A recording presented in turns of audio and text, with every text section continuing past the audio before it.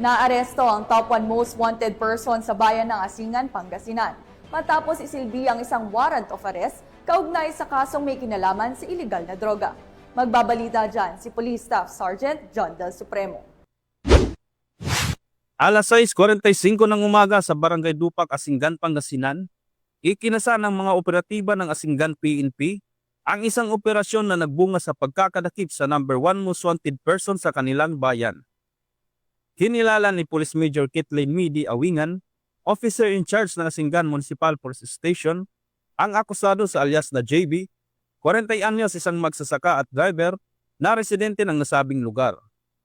Ayon pa kay Police Major Awingan, naaresto siya sa bisa ng warrant of arrest dahil sa paglabag sa Section 11 ng Republic Act 9165 o ang Comprehensive Dangerous Drugs Act of 2002 na may piyansang nagkakalaga ng 200,000 pesos. Matapos ang pagkakaaresto, dinala agad si JB sa Asingan Police Station para sa dokumentasyon bago i-turn over sa korte. Samantala, patuloy na pinaigting ng Asingan PNP ang kampanya laban sa iligal na droga at kriminalidad upang mapanatili ang kapayapaan at kayusan sa bayan ng Asingan.